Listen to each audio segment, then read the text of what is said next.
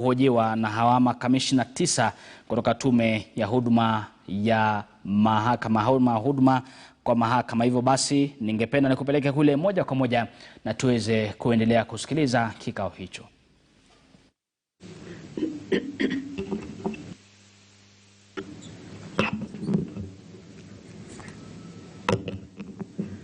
Welcome back, Honorable Commissioners. Welcome back, Senior Counsel Ngatia. To now request Commissioner Macharia Jero to ask his questions. Okay. Welcome again, Senior Counsel.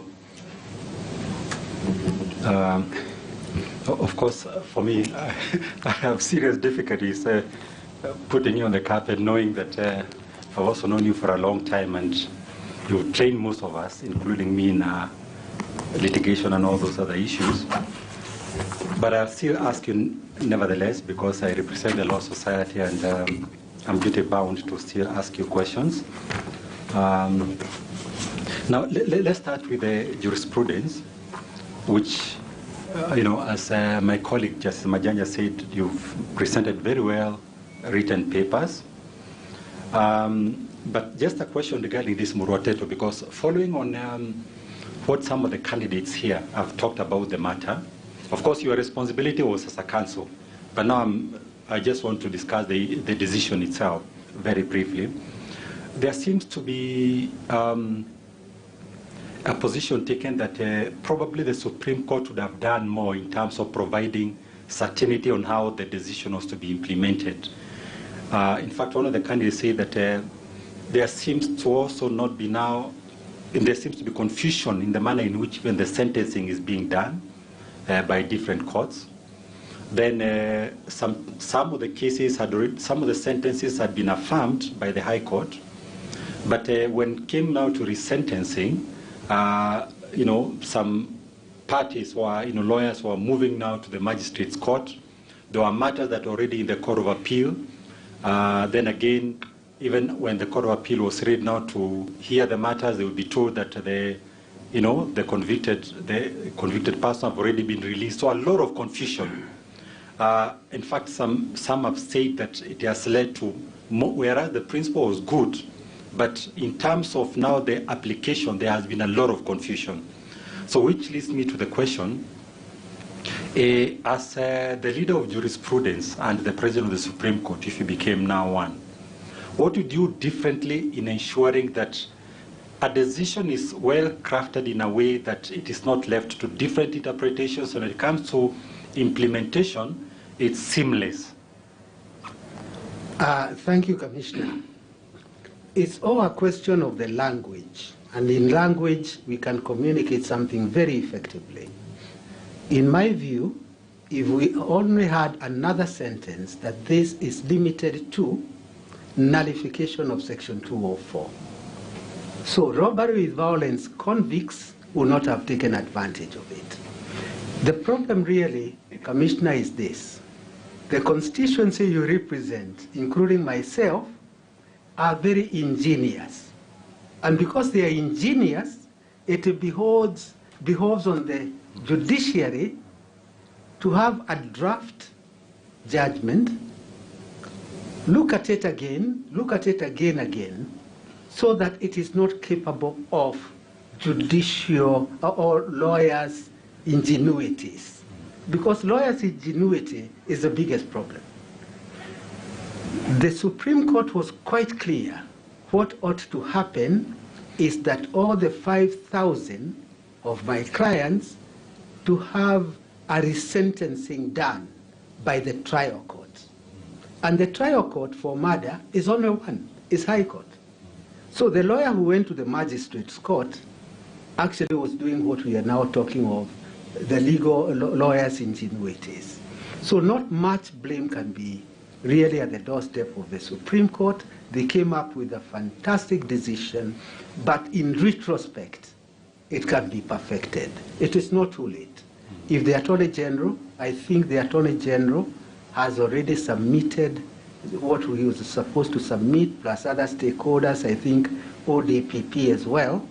Supreme Court should now get together and have an order of directions to now more or less perfect their judgment. It's not too late. Yeah.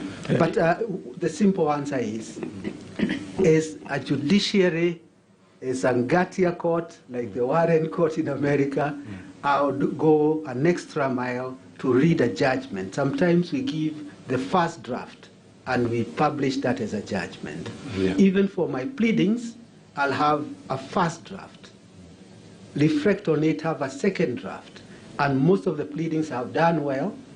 It's actually the third draft, not even the second draft. Yeah, in fact, the ones who have gone to magistrates, they've applied the same parity of reasoning as you said, even in respect to other offenses. Yes. Now, then the Weber case, which again has caused a lot of problems, including even what has been discussed here by some of the candidates, that good decision, but it did not provide clarity what happens to the cases already filed. And so, you know, and there are many of them that had been instituted. You know, the constituency you're referring to that I represent, many of them also even help litigants. They put in resources to file some of these cases, which they agree with clans, they will be compensated after the conclusion. Now the cases are stuck. The Supreme Court has said that, you know, it's the director to deal with them, but without clarifying which, you know, the cutoff and all that. So, again, I don't know what is your view regarding that confusion. Again, whether, again, the Supreme Court should have gone further to put clarity so that, again, you know, that confusion does not arise. Commissioner, the Weber case, I must disclose, I was the originator of it. I was instructed by the Law Society, as one of the things I've done for the Law Society, to nullify sections of that act. I appeared before Justice Ojwang, as he then was in the High Court, and he agreed that it had a lot of difficulties. As fate would have it, by the time it went to Supreme Court, I think I was out of the country, and another counsel was engaged. I have difficulties with the judgment, but maybe those difficulties arose because of the transition between counsel. But it's never too late. Yeah. Supreme Court is not bound by its decision, and at the earliest opportunity, Supreme Court, I'm sure, will look at it and bring clarity to the law. Yeah, I see this because it has, it's one of the biggest matters that has caused a lot of pain and anguish amongst, you know, the lawyers. Correct. In fact, the lawyers, I must say, were specific that they would want to hear your view. Yes. Regarding that. Yes. If you are to become, you know, our Chief Justice. But I hear you. Yes, and they'll remember that I was there for them at the hour of need. Yes. Because at the hour of need, all lawyers who do accident claims, their practices had collapsed. Absolutely. So even getting interim orders from the High Court was a very big relief to the members that you represent. Yeah. Now, let me come now straight to the issue again of, to pursue that issue of perception, again, which has been raised by international, by ICJ, right? ICJ, they've raised this specifically, then I'm sure you are aware, you've seen what they've written. Yes. And they have been keen, you know, to hear your view on that, and also this Authoritative Society of Kenya, so that you can be able to satisfy. And, you know, one of the things that JSC did also was to put everybody's, apart from sample writings, also their biodata, everything, so that to be transparent.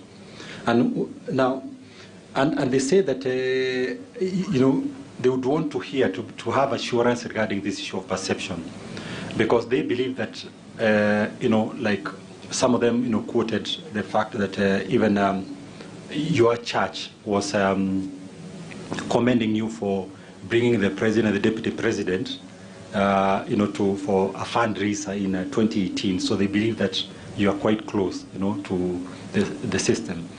So, I mean, to the president specifically and the deputy president.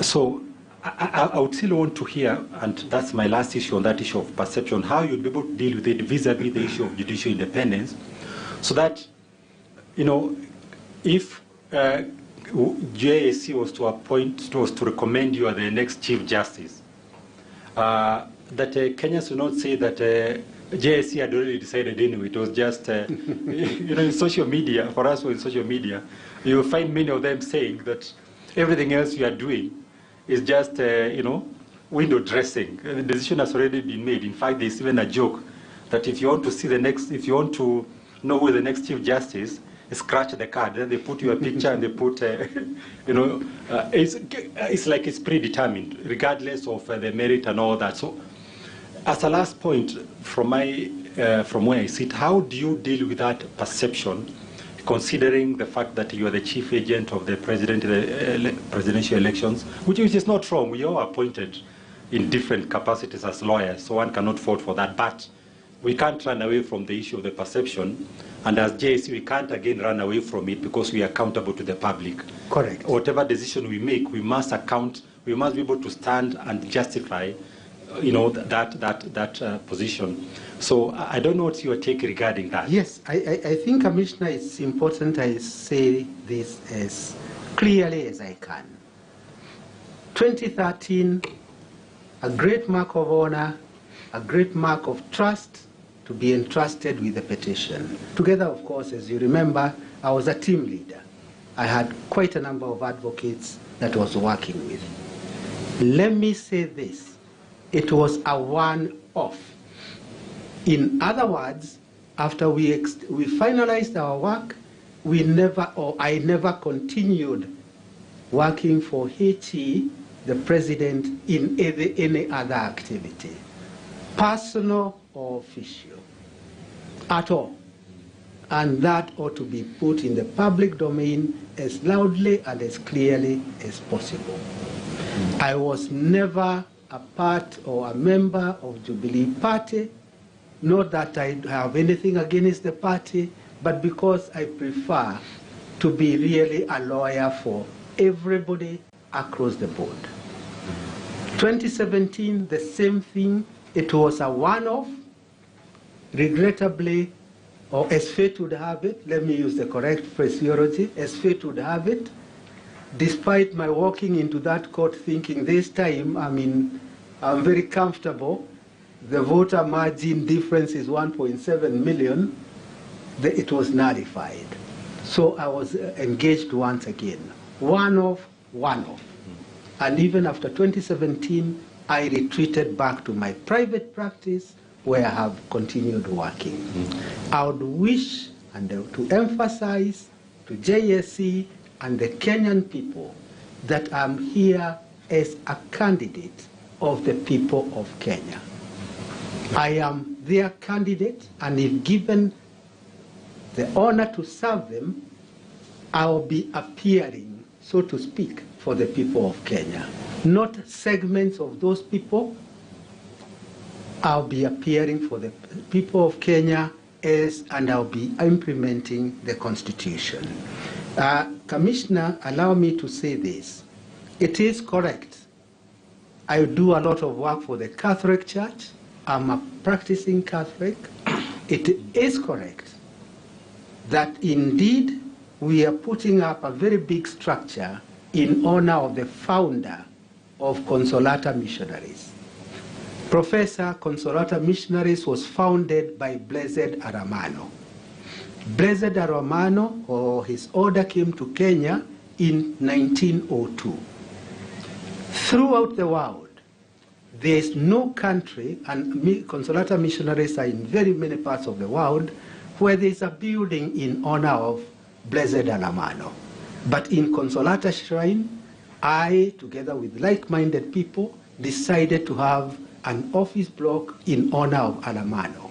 It's a big thing, and we are the first in the world. The construction cost is quite substantial. We raised it, but we are almost going on our knees. We decided to have a major harambe for all the people of Kenya, not for segments of the people in Kenya. So the first person I actually approached is our MP, Mheshimiwa Wanyonyi. And Mheshimiwa Wanyonyi actually came to church to say he will be part of us. It is also true, HE, being a Catholic, we invited him. It is also true that the deputy president, as the deputy to the president, we invited him. And we didn't just invite political leadership. We invited each and every person, mostly of the Catholic faith, but we also invited my friends who are of the Muslim faith and very many other people. So in that congregation, political leaders were in the minority.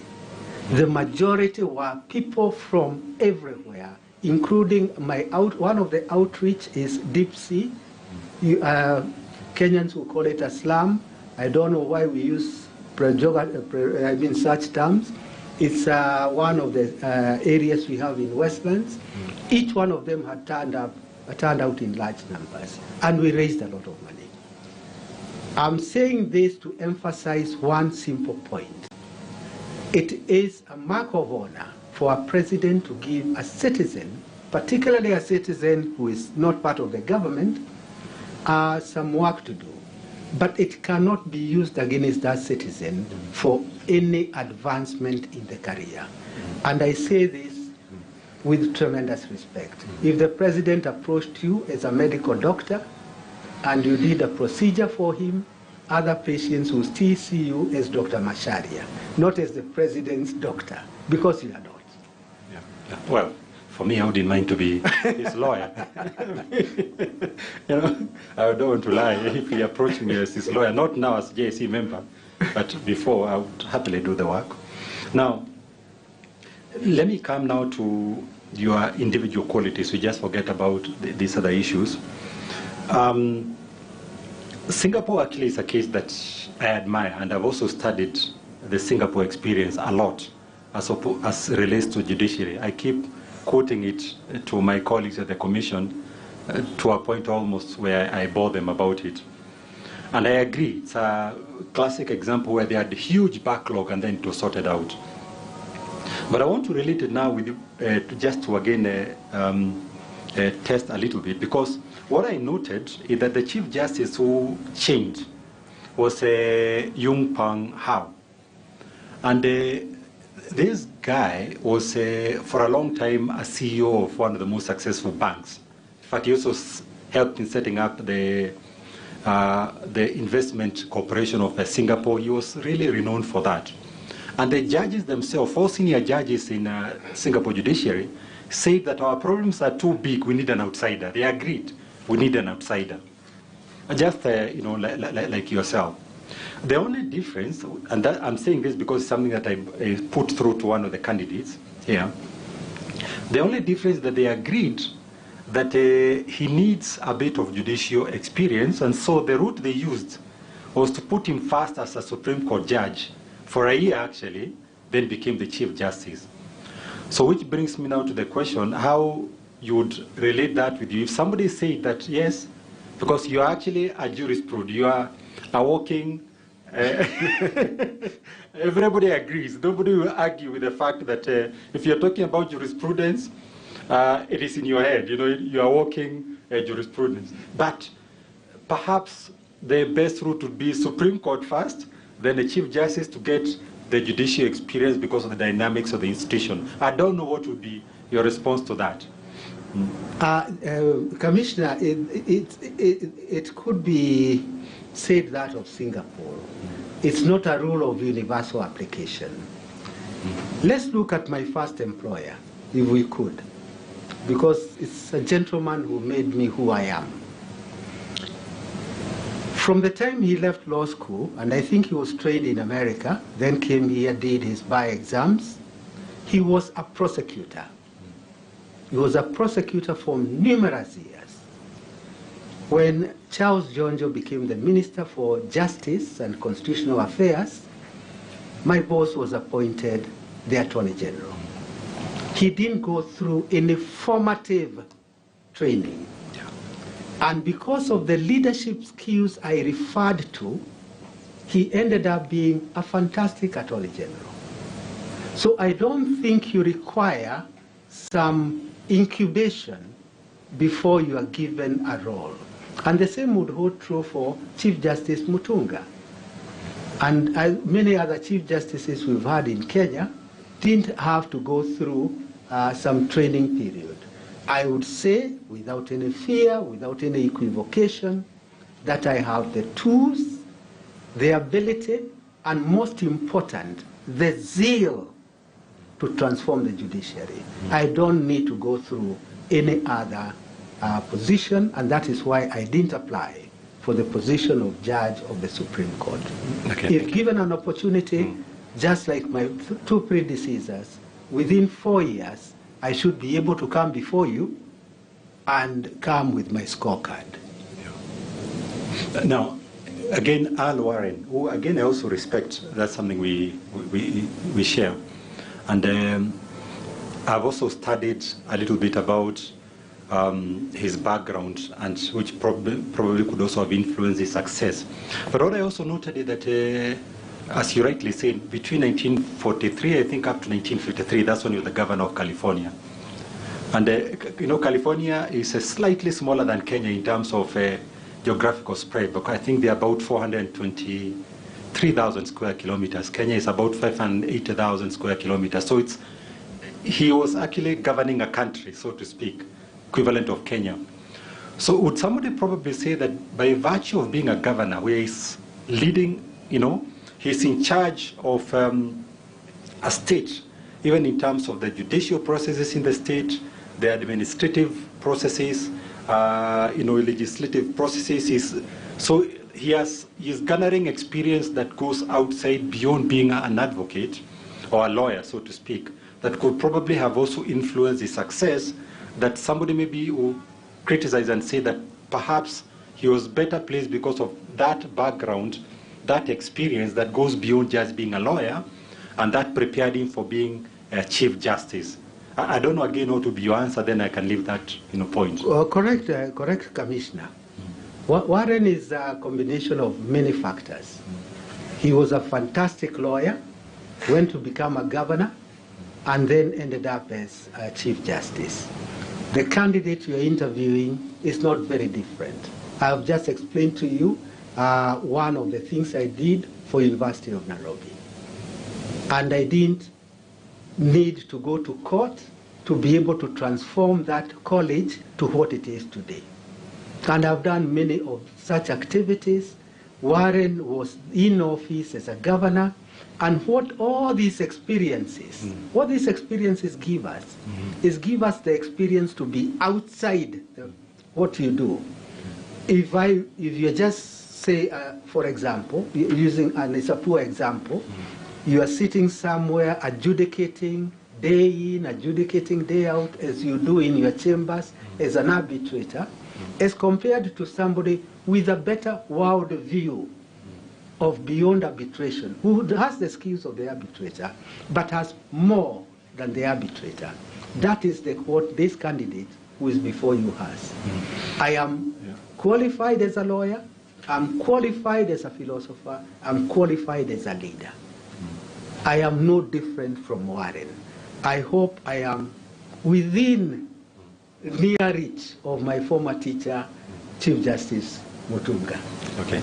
Then the other issue that I probably would want to hear from you, and I'm again picking it from the candidates who are here. Kenyans have been seeing the candidates. I'm sure even now they are watching you, you know, and also they'll pick, you know, a few points and all that. And now, it seems like some of them are also now asking, particularly now again the constituents that I represent, that you see, one of the most difficult periods for this country was the late 80s and early 90s, before the repealing of Section 2A of the Constitution, so the so-called Second Liberation. And you know, many of us, for me, that's the time I was just coming from a university. It was a time when advocates, you know, were out there, you know, playing. In fact, I would say that time it's like the lawyers were the opposition. They were the ones who were advancing the human rights, bringing political change, you know, and all that. So some would want to know that during that time, what role you played, in whatever way. It doesn't have to be even at the front, because people play different roles with the same objective and they realize the same results. It's the different parts that lead to the sum total that leads now to the change. That any role that you'd have played in terms of advancing the cause of the second liberation and bringing us to where we are today. Because as you can imagine, one of the qualities you're looking for in a Chief Justice is courage. I'm asking that in the context of courage. Somebody who would be able to be out there and to advance the change. You are doing something in your own small way to ensure that change is there, not just sitting, in the comfort zone. I don't know whether you'd have something to say, around that. Yes, that's the virtue of fortitude, courage. Commissioner, I will go on record as saying this. You may recall the looting of public land that was characterized during that period. The MP of Embakasi, Mr. Honorable Thenge, and one of the councillors then, that was councillors, minor commander, approached me because at that time, if you may remember, I was at Post Bank House. Surveyors had come to City Market, and the case you'll be able maybe to trace it. They wanted to take away City Market. So the case of City Market Stall Owners Association, I did it. I had to overcome the permanent duty judge, Justice Dugdale, who would not give any orders because of this thing he held against everybody, called locus standi. Simultaneously, and I hate to say this, City Mortuary was about to be taken away. I did that case. And those are the cases that we were doing out of passion, because we knew sooner or later these things must come to an end. I did many other cases that I may not need to go into. I was part and parcel of it. Many of those people, including our brothers in Nakuru, I was their lawyer. I did so many matters for them, and I'm proud. Maybe I never went to the public barazas or to address the media, like of course some of our colleagues did, but I did my fair share of it. So in my anonymity, because I didn't want any accolades, I did what I could have done, and I am proud to say, when I pass through Banda Street and I see those stores and those Kenyans still having their stores there, pass through City Mortuary and know the service is giving our people, I feel very proud about it. Okay. Now let me come to the challenges. This is now my last line of questioning of Judiciary. The challenges that we face, and you raised a pertinent issue regarding delays, where you find that it is still now that we are grappling with the issue of automation, when you should have done it actually basically in the 90s, so to speak. We are one of the few jurisdictions, in spite of the advancement of technology in the country, where Judiciary is still grappling with the issue even up to now. And like I was watching this case of George Floyd, he was killed in May, I think, May last year, and now the jury is already now on deliberations. In less than a year, a determination will have been made, something that you're not able to achieve here. You've indicated about what will be able to do regarding that. Now, a backlog, that issue of backlog and the slow pace, which has an impact also on the economy and the livelihoods and all that. If you could just summarize just 3 steps that you take immediately to make sure so that things can move. We can now move from talking now to the doing, because we must accept that everybody, before there has been a lot of talk on it to a point where it has become a tired subject. 3 practical steps that you take to ensure that you're able to take now the judiciary to the next level. In terms of ICT, in terms of productivity, you've talked about the quality, also even because you talk so much about the quantity and you forget about the quality. Like now, the backlog, we all know as lawyers that there are many judges who very quickly have these notices to show cause to dismiss, that they can show they've concluded, but they actually didn't conclude. So 3 practical steps that will be able to deal with the numerous challenges we are facing that are impacting on practice. Commissioner, dismissal of cases for want of prosecution is not really an access to justice. It is simply a running away from the reality. So I want to deal with the lived reality of the litigant. The lived reality of the litigant is that he wants his case concluded. So let us take, for example, a division like civil division. We say 3,000 odd cases. I would want to see, and I will deal with statistics, not hypothesis, how many cases have delayed over 3 years. There are so many. How many judges do we have? That is why I keep on saying all hands on deck. And maybe identify 3 judges, get them out of the cost list, and we now dedicate ourselves to clearing the backlog. All this is a statistical approach. That is why the department dealing with statistics in judiciary, I would even want them to report to me directly. Deal with it from a statistical angle because that is a science. And see maybe 3 judges, allocate them nothing else, and these cases to be had on a day-to-day basis. Current cases, because we must do both at the same time. You mentioned the case going on in Minneapolis. It's just an example of finesse. But that finesse comes because all the actors are working together. Not just the judiciary, it is all the actors working together. You saw, for example, how meticulous the prosecution was. It was witness to witness to witness, even when they were dealing with medical doctors and everybody. That is not an impossible thing for us to do. So that once we start a case, the magistrate or the judge can allocate that case a day-to-day hearing and complete it. And if we were to do those, plus of course, enhancing our IT capability, I assure you, Commissioner, within a short while, we will do what Singapore did. Because we are not inventing a new wheel. We don't even need to go to Singapore for benchmarking. We can see their statistics and their approaches, and day after my swearing in, we start rolling off. Now my last question is regarding accountability.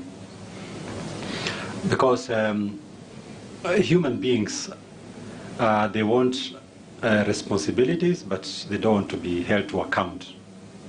In fact, it's something I experienced when I was oversighting police, where the police would say that, you know, IPOA, you are interfering too much with our work.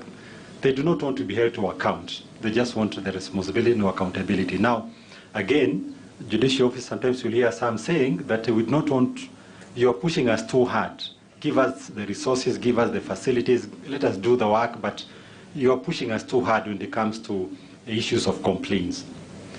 So now tell me, as our Chief Justice, what steps would you take to ensure that even as the resources, we are talking about resources, we are talking about facilitating the judicial officers, the judges, and of course even the judicial staff, that we are also able to hold them to account on behalf of the public, because public also, the complaints come from the public. They also want the institution to be held to account because it serves them.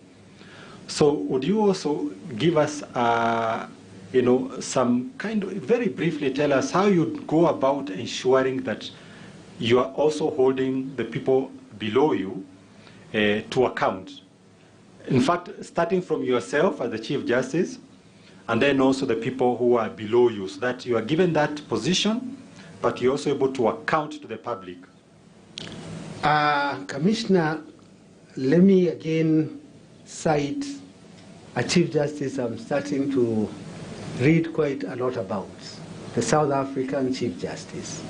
What he did, because in their JSC Act, equal to ours, it had certain lacunas, like what happens to delayed judgments. And he came up with what I think is a very innovative thing. He came with a practice note or the equivalent of a practice note, to say that if a judgment is delayed more than 6 months, that is a reportable occurrence to JSC. It's reportable. Why am I going there? We are also coming from a culture where, as you know from your members, we members complain of judgments being delayed for 5 years. That cannot be within the work ethic of the modern judiciary. With the tools that I proposed, that I would propose that made available, if we have a case management system, and I saw this in the Arusha court, as soon as the court starts, the president of the court can be able to tell the court started at this time. So even the time you start your court, however far off you are, it is a reportable event. That way, you are able now to hold all judicial officers to account, that we are not just sitting back and saying we have independence, and the equivalent of the independence we have in mind is to do nothing, because that is not independence. Independence means or comes with responsibility, and that will not only be the judicial officers, it will also apply to the Supreme Court.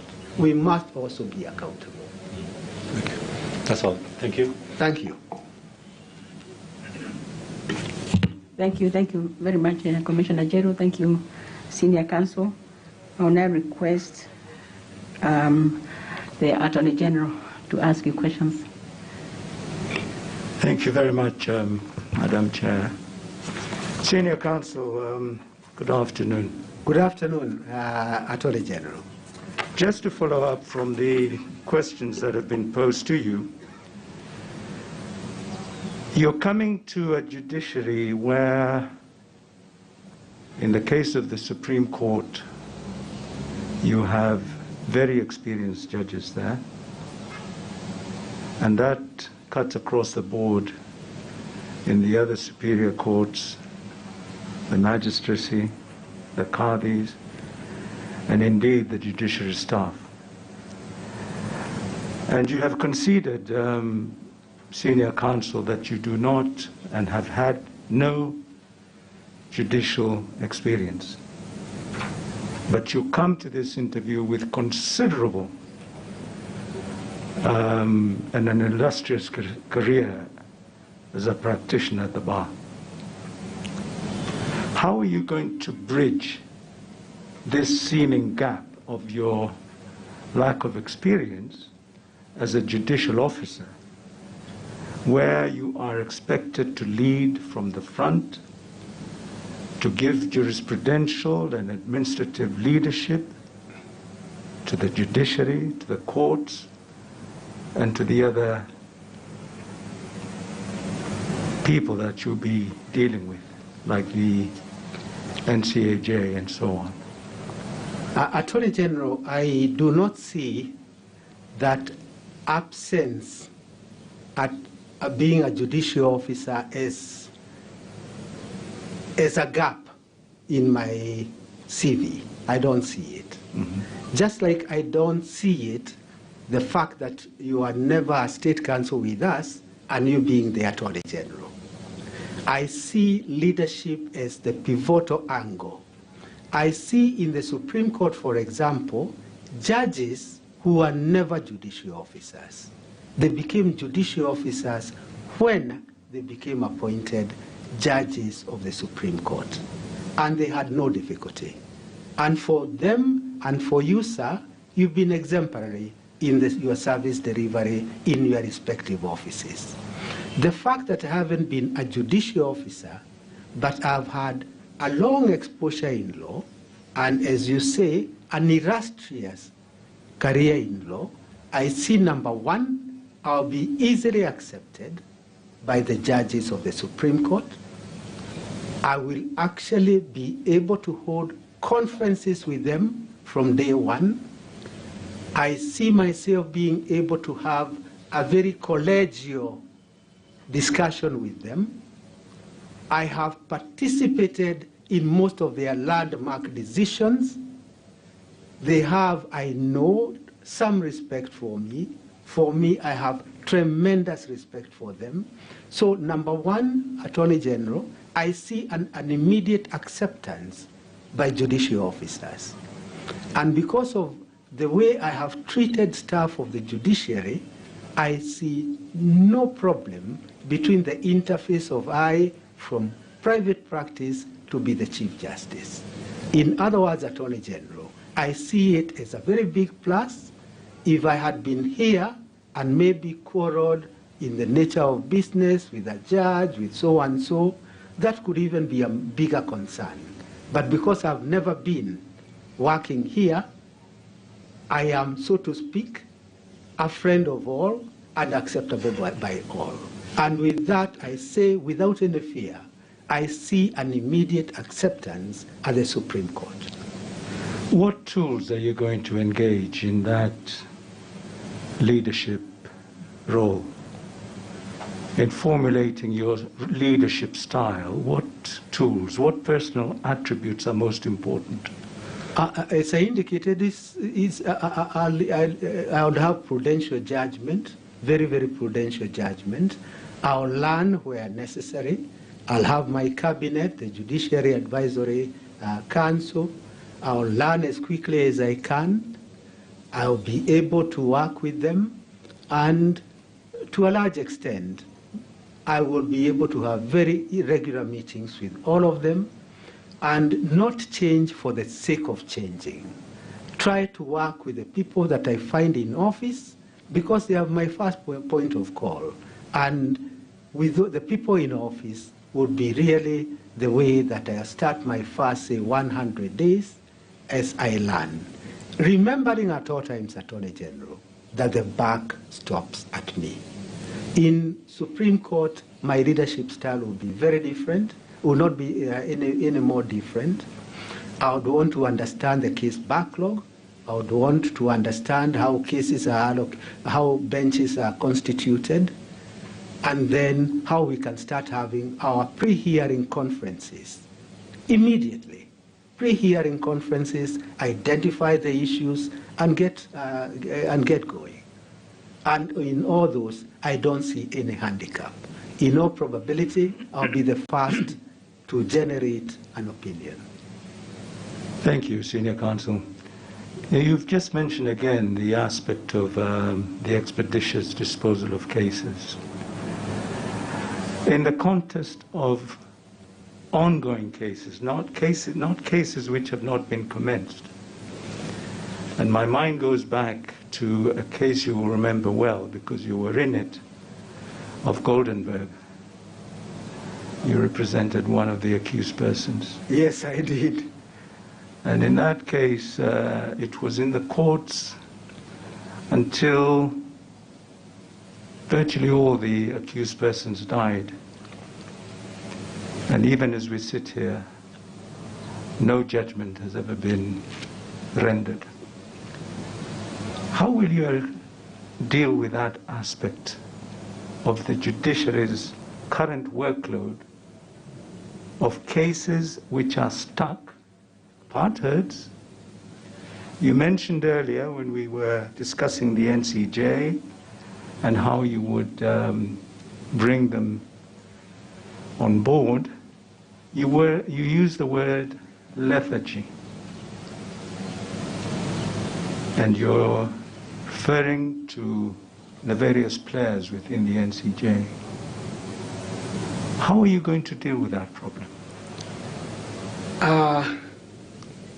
Attorney General, I don't know how far I can talk about this, but I think I'll be as guided as I can.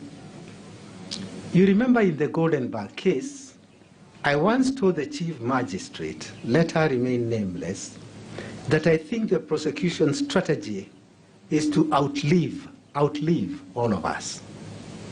And I made a pledge, they will not outlive me. This is because I think the prosecution strategy was never to conclude the case. So at NCAJ, because it's all closed door, I'll be able to discuss with the other players that if you're doing a case for only a PR exercise. Look for another forum other than my judiciary. You see, there are cases that are made never to be heard. Can I say this without overdoing it?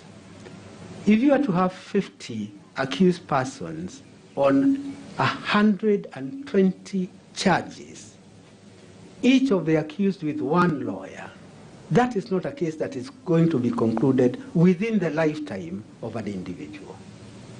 But you can still achieve the success by breaking it down. Those are the kind of things, very frank discussions, as a Chief Justice that I'll have. Let's not use judiciary for PR exercises. Use judiciary services when you want a case heard and concluded. And for a case to be heard and concluded, our doors are open. And it's not for us to decide for them how to do their work. It is their constitutional right. But it's equally our constitutional right to say, please do not use us as the doormat so that you say judiciary is the one to blame. As you very rightly say, Goldenberg now is every accused person has died, and they died with that tag of having been accused persons. I shed tears when the last accused person died, because in all probability, there was no criminal culpability on the person that I have in mind. Thank you, Senior Counsel. In the context of Article 160, how independent is the judiciary in your view, Senior Counsel?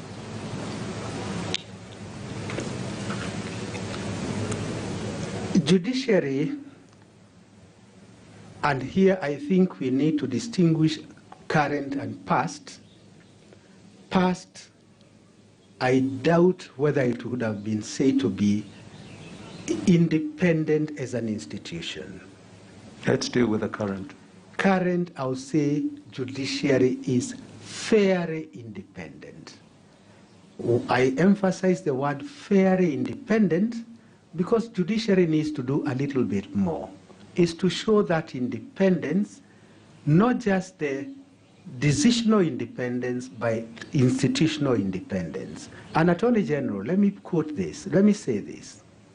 You see, the more our affairs are made public, the more that people see the case is being decided on merit, the more that somebody says that on their phone they can be able to see the progress of the case, the more we shall actually have 100% rating is very independent. I'll say this. The best antiseptic is sunshine. Sunshine becomes the best antiseptic. Let's open our affairs to the public, and that sunshine will actually show how independent we are. We are almost at the verge. Let's do the next 1 mile, and everybody will see this is a very independent judiciary. For decisional independence, I think that is something that I cannot comment. I'll need to do a bit of empirical analysis, do a bit of review before I say what rating we are at. But I'll say even for decisional independence, by and large, practitioners, and here I think Commissioner may agree with me, by and large, practitioners feel that the judiciary of today is very, very independent.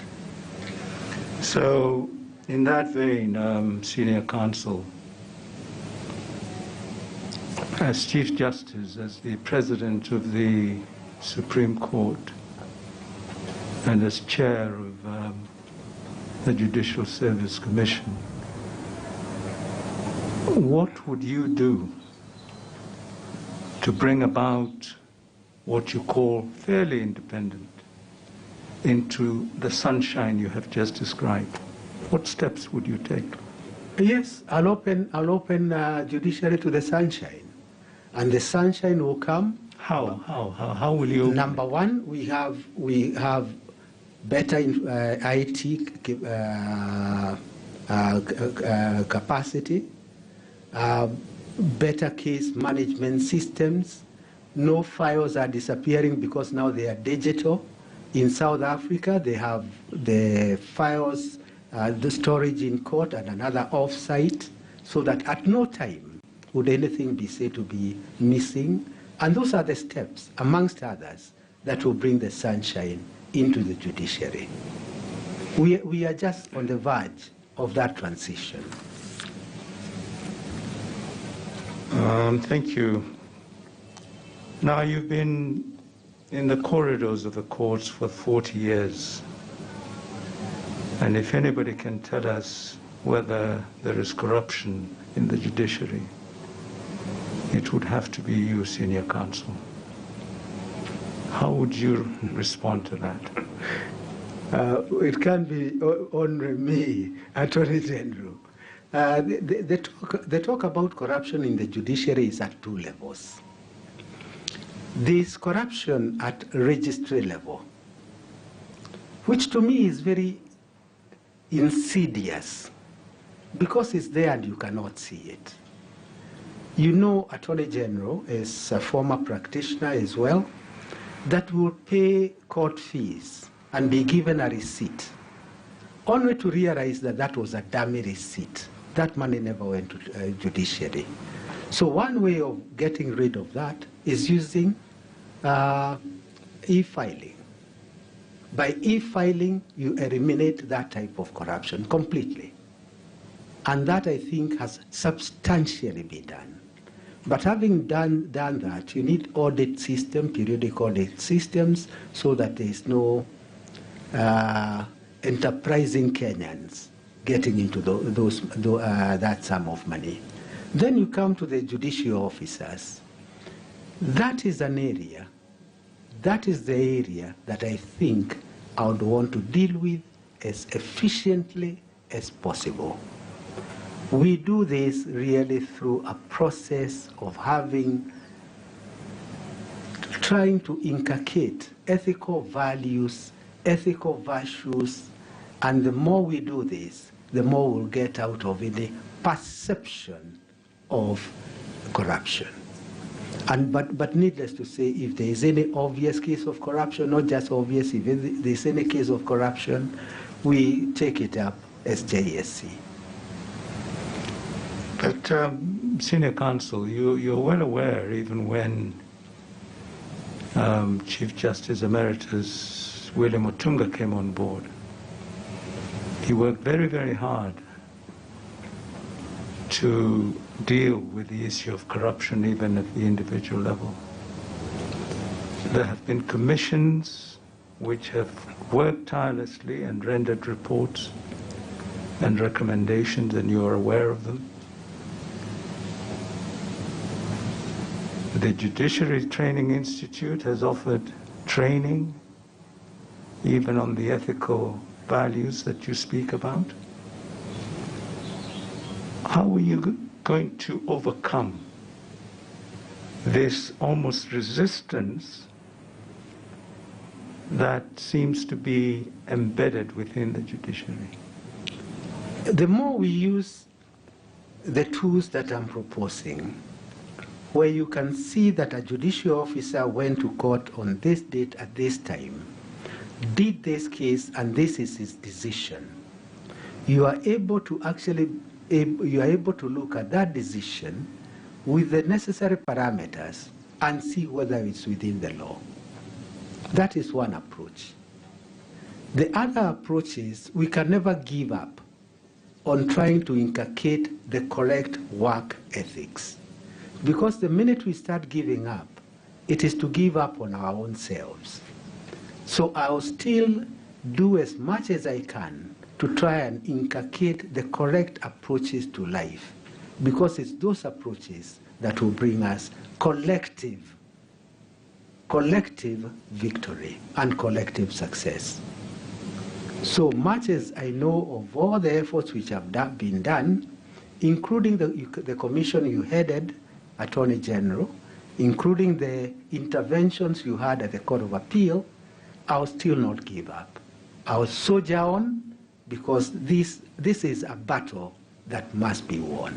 Corruption cannot reign in judiciary. Corruption is a battle that must be conquered by the deliberate effort and the purposeful effort of the Chief Justice and the other members of the judiciary who the Chief Justice will be working with. It's not a one-man show, it is a collective effort.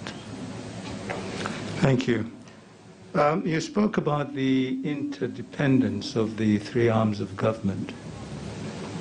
Would you consider the judiciary to be a threat to the other two arms of government? Threat it could be, just like the other two arms could be a threat to judiciary. You can be a threat if you do not understand your constitutional mandate. If you understand your constitutional mandate, you cannot be a threat to the other arms of government. That is why, for example, it's a well-developed principle, which I would wish to even talk about at JTI, about judicial restraint. Judicial restraint is because we all understand the other actors in the economy have their own, for example, constitutional mandate to undertake. But of course, if there is conflict in how they undertake those mandates, it becomes a justiciable issue which then falls on us. So we can never be a threat if we restrict ourselves to the four corners of our constitutional mandate. Could you elaborate on that and tell us how, as Chief Justice, you would seek to ensure that there is no undermining by the judiciary on the other two arms of government? Is judicial overreach. And by judicial overreach, I mean matters which are not justiciable. We are not in the business of politics at all. That is not within us. But in politics, there may come an issue that is that is legal. For example, impeachment of a governor is a political process. But in that process, if there is any infraction of a legal right, then we take it up. But for the political process, we are averse to it. So, Attorney General, my view of the matter would be this: let every judge understand what is within our mandate, and that is quite easy. We have brilliant judges, and let's not have activism in judiciary, which can therefore mean that we start having unnecessary unnecessary attacks with the other arms of government. But how would you do that in your counsel, bearing in mind the independence of the individual judge? Where do you draw the line between what you've just called activism and independence of the judge? Very well. I'll do this as JTI. That is our home. And in that home, we are able to talk about our businesses quite clearly. In that home, we shall be able to espouse what is our parameters. In that home, we'll be able to say what is now judicial overreach. Could I give an example? In South Africa, when former President Bashir went there, a High Court judge issued, as you may recall, an order to arrest him. And he followed it up the following day with a further order that he must be arrested. And Attorney General, I'm sure you will recall, the cabinet had to meet and reprimand judiciary for what they said you are now getting into very explosive areas of foreign policy. Those are the things that maybe with retrospect, one would have seen that these are matters which are not entirely justiciable. But that is something that, of course, within JTI, you are able, with your brothers and sisters, to be able to define parameters of what is justiciable and what is not justiciable. Thank you. Finally, going back to the 41 judges. Chief Justice Emeritus David Maraga, I think, said that he had sought to engage the appointing authority in vain. He had made phone calls which remained unanswered. And earlier on you indicated that you would seek to dialogue. What happens, Senior Counsel, what will you do or would do in the event that your attempts to make those calls was also met with tomb-like silence? I would want to see the two situations quite different, for the simple reason that situations can never be identical. And I'm not here to pass judgment on his style and my style. I do believe that as head of Judiciary, there must be a way you're able to reach out to the Speaker of National Assembly, because he is a co-equal, or Speaker of the Senate, because we are all working for the people of Kenya. My approach is this. I'll approach it from Adam Smith. It's not benevolence you're looking for.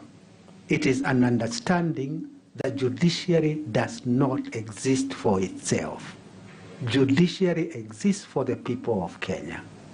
Approaching it from that principle, I do not see anybody not being unable to have a dialogue, because I am not doing this for self, but I'm doing it for the people of Kenya.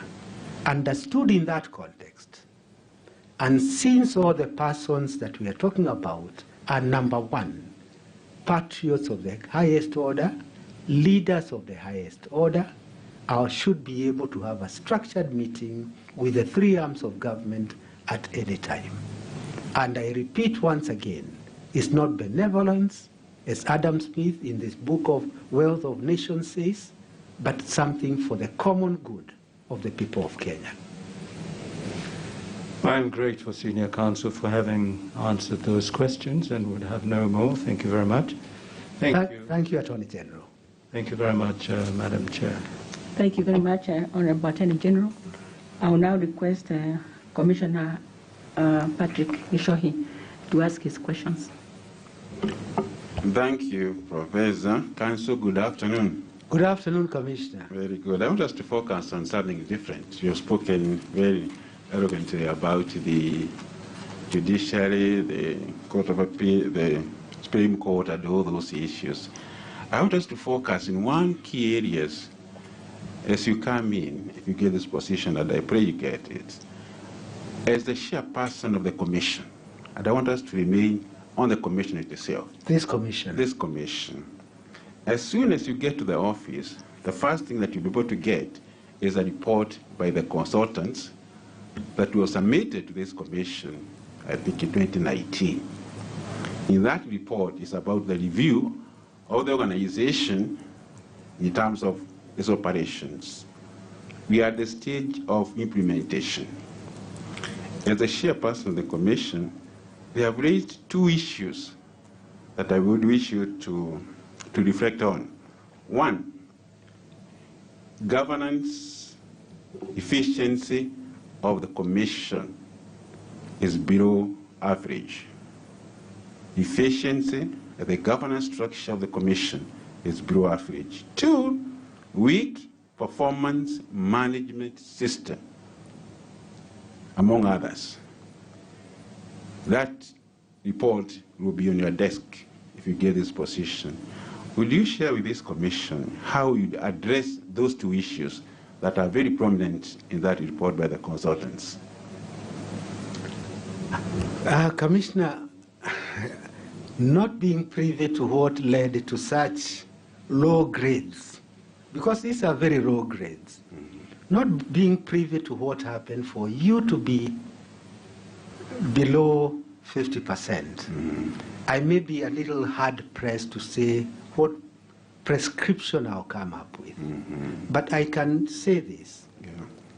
As a Chief Justice, Chairman of the Commission, and Chairman of the Commission, I will not only look at the report, because the report is the end product of a process. I'll start off with where did we start doing things the wrong way? Because to have a grade that we are below average is an embarrassment to all of us. But there may be concerns and interventions that were not done at the right time. So I would want to see why didn't we do those interventions early enough? Why is our performance weak? I would want to see as many of those reasons as possible.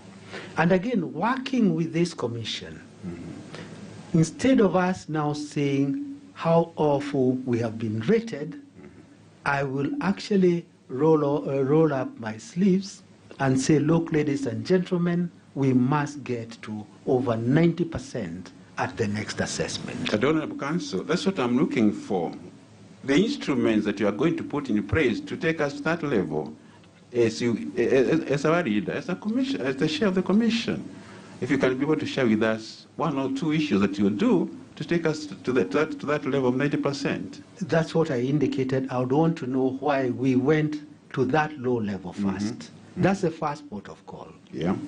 Because when you get a resort, Commissioner, a resort that is 40%, you may not be able to prescribe what is wrong without understanding what led to the 40%. Okay. So the first tool I'll look at is our history. When was the last assessment done? What has happened in the intervening period?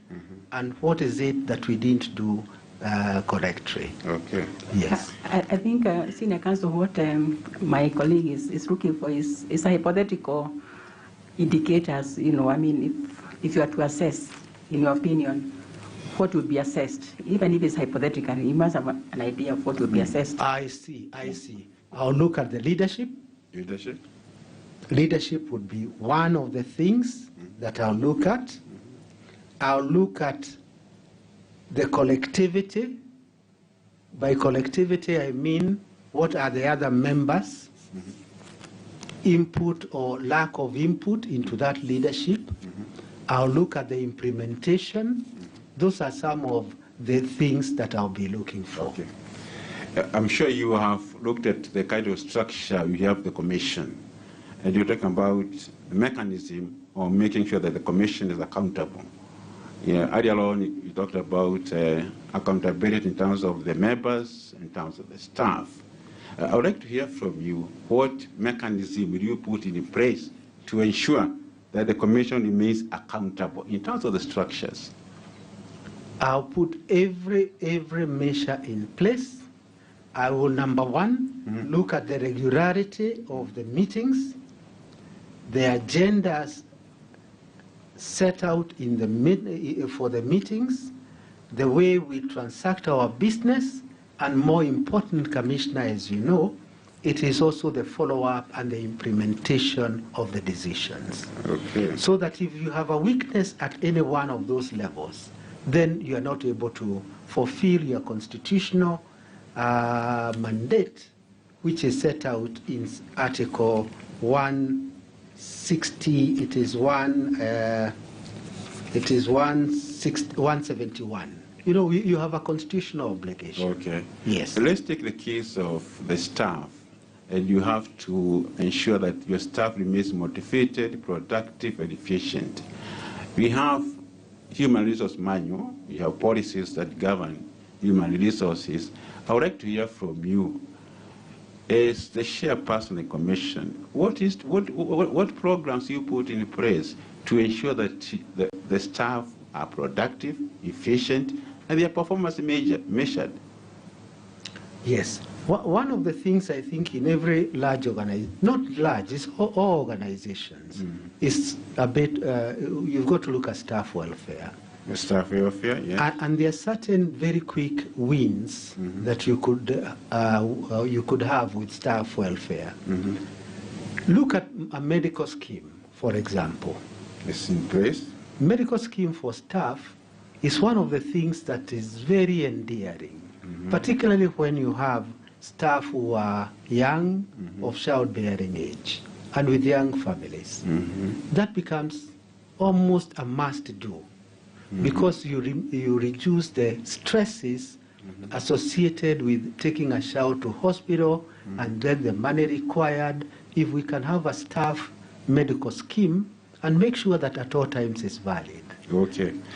Talk a little bit about reward and sanctions as far as human resources is concerned in terms of the judiciary. Yes. Yes. Reward and sanctions. Yes. Reward is something that is very nice and it's been tested in a few blue chip companies where you can have performance indicators.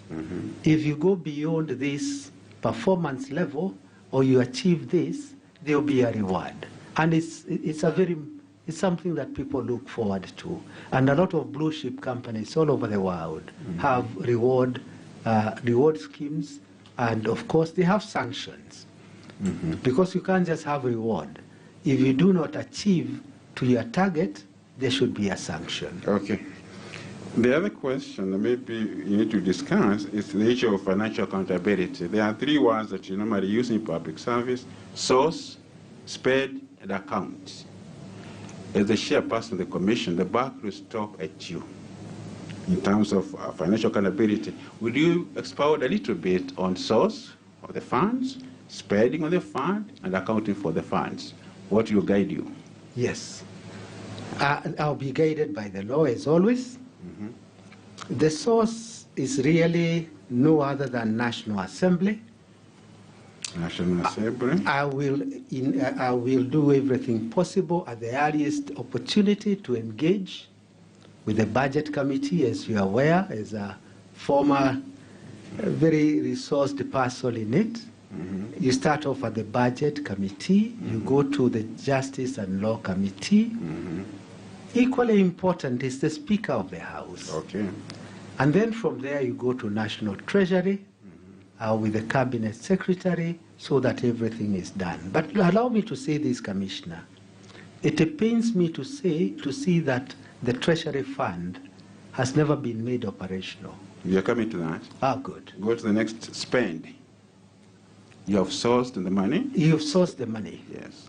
But you see, you can source the money and it's a budget item, but it's not been given to you, which therefore means CRJ has got to make endless trips to Treasury for releases which are done piecemeal.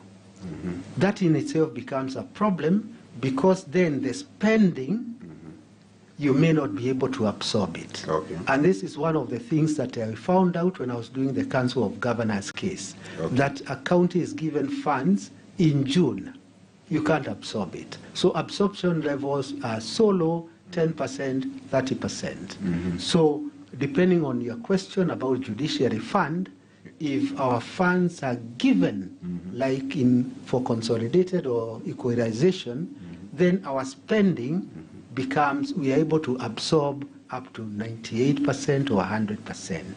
Accounting is the one. Before you come to accounting, council, Honorable Council, my interest is the chairperson of the commission. When it comes to spending the money, what is your law? The buck stops with me. Yes. Although I will not micromanage on a day-to-day basis, we must have very clear, very, very, very clear spending parameters, what we are spending it for. If it is for construction, it's clearly earmarked. And these are not things that we just simply assume they are being done. Okay. Yes. I want to hear from you. What would you expect to get from your accounting officer as far as that spending is concerned? Very well. I would want to see a budget. The budget is there already? Is budget. Number two, we have been allocated so much. What are we going to spend it for? Number three, the procurement processes. Procurement. Because if there are no procurement processes, then you are dealing in darkness. Okay. And you can't fly in blindness. Let's go to accounts. Yes. The account, we owe it to the people of Kenya to account to them. The annual report, the annual report that is generated, it is a legal requirement. We must table it to Parliament. And as a matter of fact, that is a document that shows what we have been given. We have accounted for it to the last cent. Okay, let's go back to the Judiciary Fund, which is actually, it has been enacted, you have the regulations, but we are still not there. Now, as the chairperson of the commission, I'm very interested in terms of the operation of that fund, and in terms of your strategic partnership, what will you do to at least to ensure that that fund gets the money that is operational? As I was preparing for this interview, I took some time to understand why what is as obvious as day follows night has not taken place. And one of the things I saw is that there's an argument about the Public Finance Management Act requiring this and requiring that. Yeah. Being a lawyer more attuned with the Constitution, I'll engage the other stakeholders. Specific stakeholders? I'll engage National Treasury. National Treasury, what level? Sorry? At what level as a chairperson? CS. CS. CS, yes. Speaker of the National Assembly.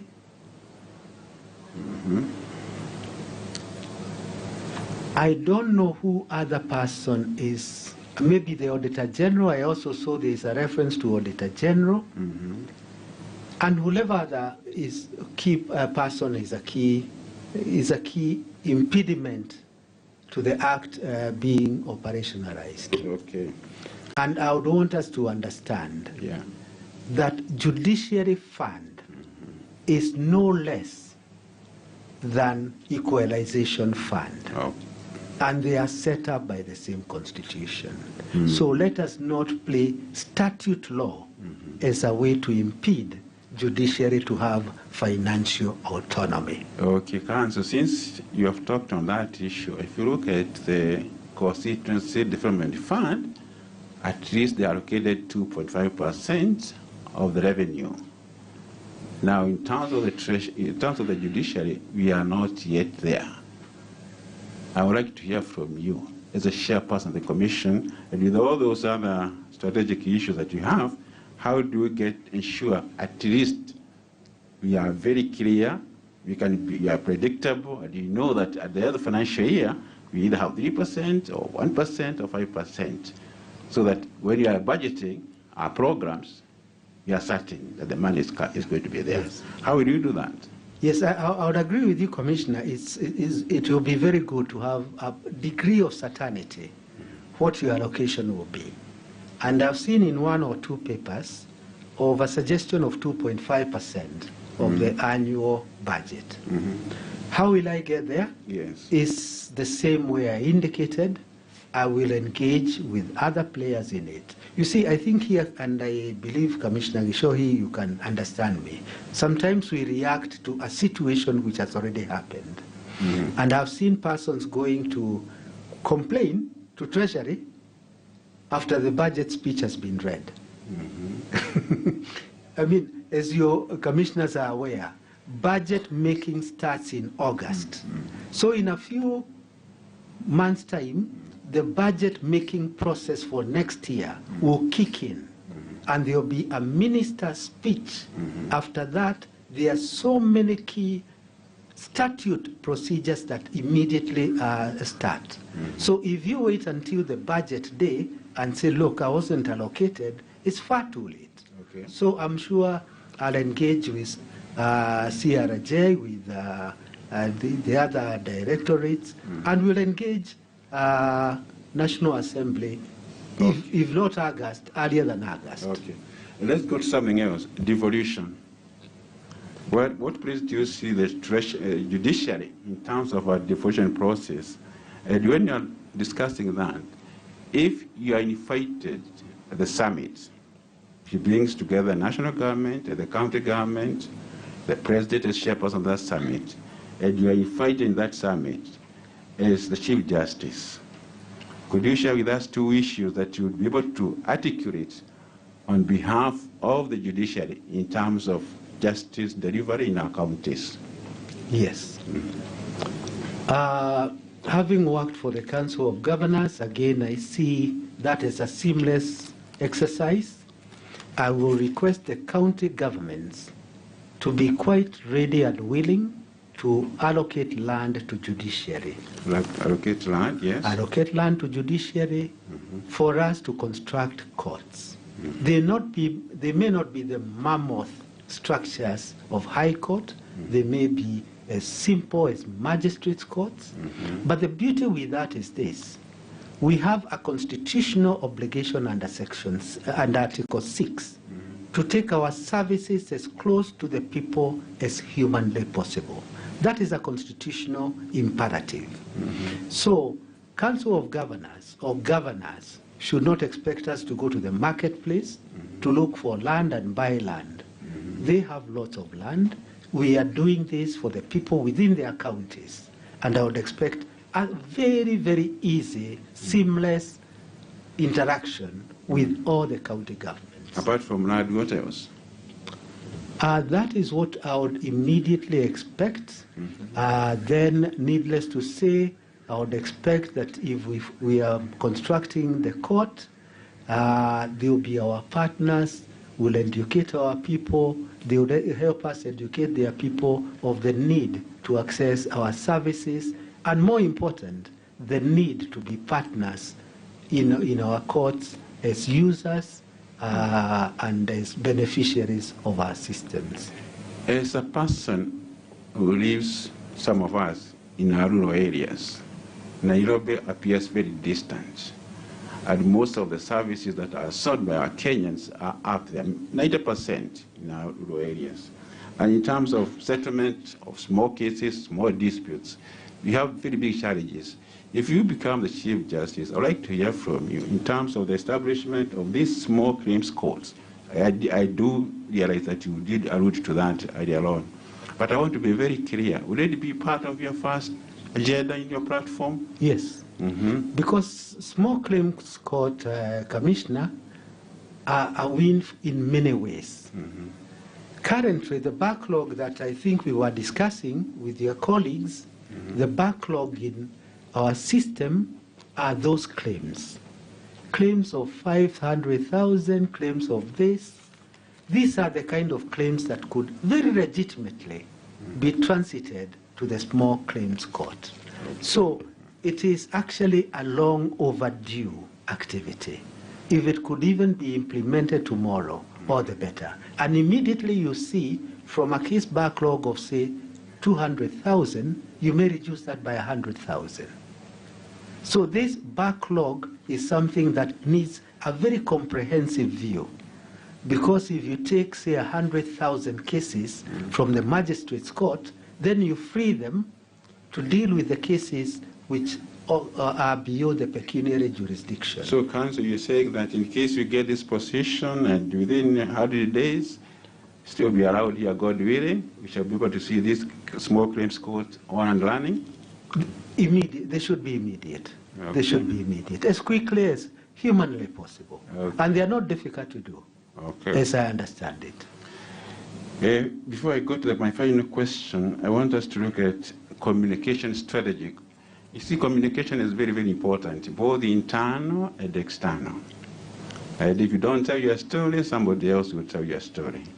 If you get the position as chairperson of the commission, I would like to maybe share with us 2 steps that we want to take to enhance our visibility, our communication with our stakeholders, both in government and also the public.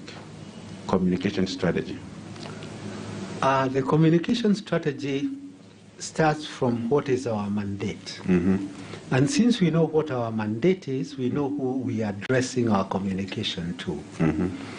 As to whether we have a web page or whatever, those are details that one can work out. But as you very rightly say, we must tell a story. What is JSC doing? For example, you have done so much in employment of judicial officers. I can't remember what numbers they were in 2011 and what numbers are today. I think for judges, today they are in excess of 150. For magistrates, there are so many. That story is not told. And yet it is the achievement of JSC. You have done wonderfully well in even disciplinary cases.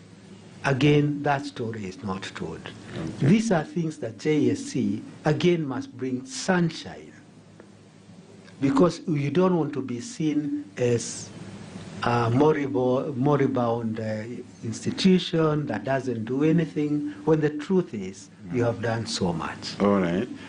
Let's talk about ethics. And I read a lot from what you have written up and other issues and the way you are described by your referees. And I want you to focus on what we call personal conduct for individuals and a kasha, a corporate kasha, the kind of kasha that you like to see the judiciary have, corporate kasha. Would you be able to share with us? Corporate kasha, values. The corporate culture I would wish to have to see in judiciary is, number one, sensitivity. Sensitivity. Let me explain to you why I picked that as number one. Being a Kenyan, I think I was horrified when I read the story of a gentleman called, I think, Maraga or something like that, who had smuggled his little infant from Kenyatta National Hospital in a paper bag. Yes. And what we did as judiciary is open a file for him and give him a suspended sentence of 3 years. Okay. That is not what I would want to see in judiciary. We must be sensitive, because that gentleman, all he required is intervention, not even at our level, but at a public national referral hospital. Okay. So sensitivity is very important. Two. Number two, it is accountability. Accountability, kasha, yes. We must be fully accountable. Accountable. We should get out of that era of giving judgments which are incomprehensible, giving ex parte orders that persist forever, where we now see that we are responsible and accountable. Whatever we do is for the betterment of the common good. Okay. Just before I finish, you are attributed to answer this question. We have crimes or offenses that are across the borders, or international crimes, that if you commit this offense in this country, or other countries that we know we have agreements can actually get hold of you. We had some cases, I think 2 or 3 years ago, some cases that have been going in here, wildlife offenses, drugs, if you can call it. The drugs in our courts for, 10 years and the rest. And when those people appear in those other areas, within 3 months, or less than 3 months, those cases are concluded and finished. I know you talked about delayed judgments and the rest. I want to be very clear. What one thing you do to ensure that internationally we are seen to expedite our delivery in terms of the cases that come to us that affect even other nations? Even the crimes that don't affect other nations, even the crimes that just affect us. For example, public looting of funds. Those just affect us to a large extent. In all those cases, the penicillin for it is this: quick disposal of the cases. But when the cases are held at the are not to be resolved in the near future, then you see somebody is delaying and doing all manner of things, and that is I know the case you have in mind. You go to a different jurisdiction and you know that you have a hearing next month, just like Floyd, the case I think Commissioner Macharia was talking about, and you know that your lawyer is not going to say that he had a headache the day before, because for the simple reason the hearing will go on. Okay. So that is the whole idea. And when Costa Rica did this study, and it was an empirical study, they actually found a complete relationship between quick hearing of criminal cases and reduction of criminal activity. Finally, Madam Chair, this is my final question. When you answer the question from the Honorable Attorney General on corruption, I really appreciate that. I wanted to hear from you, both the internal and external, perception or otherwise. Do you believe that there are some cartels that you need to clear from courts that are actually hindering service delivery, justice? It is possible. Mm-hmm. At the same time, it may not be correct. So, what I can promise this commission is this. I hold nobody's brief. I'm my own man. I'll come and do what I've been known to do. What I am, Commissioner Gishohi, is hard work. Hard work. It's just hard work. Okay. And I'll come, if there are cartels, let them know as soon as I'm sworn in, their days are numbered. Thank you, Chair. Thank you, Counsel.